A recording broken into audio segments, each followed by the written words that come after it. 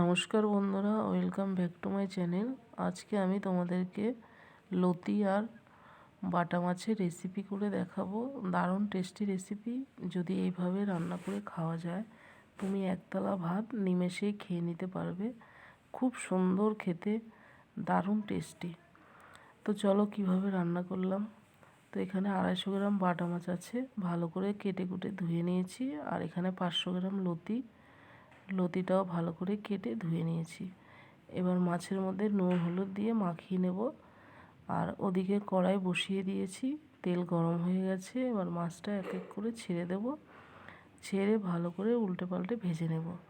তো আমি কি করি, তেল কড়াই বসিয়ে দেওয়ার পরে তেল গরম হয়ে গেলে আমি একটু কড়াইতে নুন দিয়ে দিই তেলের মধ্যে। তাহলে কী হয়, মাছ একটু কড়াইতে লাগবে না। সে তুমি ডাল রান্না করো আর যাই রান্না করো। তো যাই হোক, কথা বলতে বলতে মাছটাও ভাজা হয়ে গেল। আর এখানে লঙ্কা রসুন আছে, এগুলো সব পেস্ট করে নিয়েছি। আর এখানে 3টে পেঁয়াজ কেটে নিয়েছি। এবার মাছটা নামানোর পরে একটু জিরে ফোড়ন দিয়ে দিলাম। এবার পেঁয়াজটা ঢেলে দেব, ঢেলে একটু ভালো করে পেঁয়াজটা লাল লাল করে ভেজে নেব। পেঁয়াজটা যদি আমি একসাথে দিই তাহলে কি হবে, পেঁয়াজটা গলতে চাইবে না। এর জন্য আমি আগে ভেজে নিচ্ছি, একটু নুন নরম করে নিচ্ছি। তো এবার লতিটা দিয়ে দেবো। দেখো কত মোটা মোটা লতি, মানে আমি এরকম নাড়তে নাড়তেই আমি সিদ্ধ হয়ে যাবে। আজকে কোনো তরকারি ঢাকা দেব না, এমনি কষাতে কষাতেই লতি সিদ্ধ হয়ে যাবে। তোমার একটু গলবেও না। অনেক সময় দেখা যায় লতি একবারে গলে নরম হয়ে যায়, একদম পুরো ভেঙে ভেঙে যায়। আমার একটুও ভাঙবে না, পুরো এরকম গোটা গোটাই থাকবে, অথচ সিদ্ধ হয়ে যাবে। তো এবার নুন হলুদ দিয়ে দিয়েছি, দিয়ে এবার এখানে কাঁচা লঙ্কার পেস্ট আর রসুনটা বাটা এটা দিয়ে দেব। দিয়ে ভালো করে আবারও 2-3 মিনিট নাড়িয়ে মিশিয়ে নেব। ভালো করে মিশিয়ে নিচ্ছি। তো লতি অনেকভাবেই খাওয়া যায়, অনেকেই খেতে চায় না লতি। তো এভাবে রান্না করলে তোমার গলাও ধরবে না, খুব সুন্দর হবে খেতে। তো কষানো পুরো রেডি হয়ে গেছে। এবার আমি জল দিয়ে দিলাম, এই মিক্সচারের মাপা 1 কাপের মতন জল দিয়ে দিলাম। দিয়ে এবার সব কিছু মশলাটা ভালো করে মিশিয়ে দেব। দেখো কত সুন্দর হয়েছে, কালারটাও কত সুন্দর এসছে। তো কালারের জন্য একটু 1 চামচ লঙ্কার গুঁড়ো দিয়ে দিলাম। দিয়ে আবারও মিশিয়ে দেবো নেড়ে চেড়ে।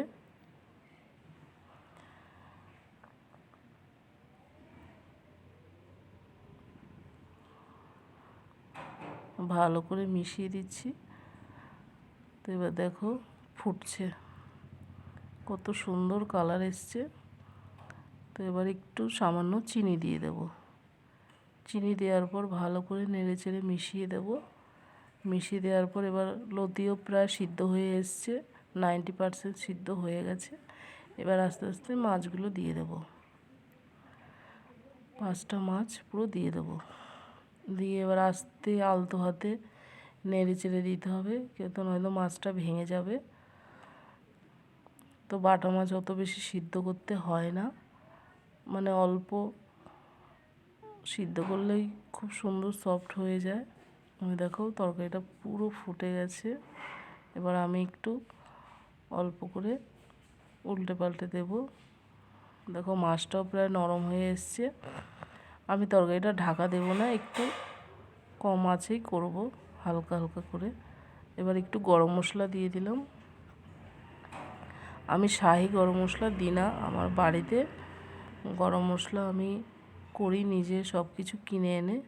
তো তোমরা যদি দেখতে চাই মশলাটা তোমাদের সাথে শেয়ার করব। এই মশলাটা আমি সব তরকারিতে দিই, খেতেও খুব সেন্ট, খেতেও খুব টেস্টি। যাই হোক, আমার তরকারি পুরো রেডি হয়ে গেছে। এই দেখো নামিয়ে নিয়েছি, দেখো কত সুন্দর হয়েছে। তো কেমন লাগলো আমার ভিডিওটি? ভালো লাগলে লাইক কমেন্ট শেয়ার সাবস্ক্রাইব করে পাশে থেকো। আর আমার সাথে থাকার জন্য সবাইকে ধন্যবাদ।